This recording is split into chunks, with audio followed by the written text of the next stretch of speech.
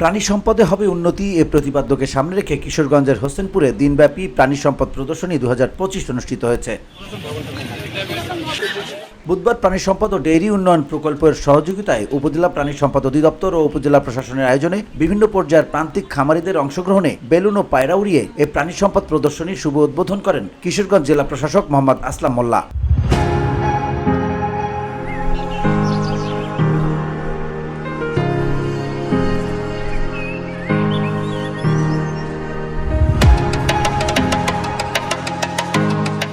উপজেলা পরিষদ মাঠে আয়োজিত প্রদর্শনীতে উপজেলা নির্বাহী অফিসার কাজী নাহিদ ইভার সভাপতিত্বে উপস্থিত ছিলেন সহকারী কমিশনার মহসি মাসনাদ, অতিরিক্ত পুলিশ সুপার তোফাজ্জল হোসেন, হোসেনপুর থানা ইনচার্জ মারুফ হোসেন, হোসেনপুর থানার ভারপ্রাপ্ত কর্মকর্তা মারুফ হোসেন, কিশোরগঞ্জ 1 আসনের সম্ভাব্য সংসদ সদস্য পদপ্রার্থী ও উপজেলা বিএনপির আহ্বায়ক জহুরুল ইসলাম মবিন সহ অনেকেই। সর্বমোট 30টি স্টলের আয়োজনে আজকের এই প্রদর্শনীর আয়োজন করা হয়েছে স্যার। তো এই পর্যায়ে দিনব্যাপী প্রাণী সম্পদ প্রদর্শনীতে বিভিন্ন ক্যাটাগরির খামারিদের মাঝে পুরস্কার বিতরণ করা হয়। প্রদর্শনীতে 30টি স্টলে বিভিন্ন জাতের দেশি বিদেশি গবাদি পশু, হাঁস মুরগি, পাখি, কবুতর সহ বিভিন্ন প্রাণী প্রদর্শন সহ গবাদি পশুর খাবার প্রক্রিয়াজাতকরণ ও রোগবালাই সংক্রান্ত বিষয়ে ধারণা দেওয়া হয় এই অনুষ্ঠান থেকে।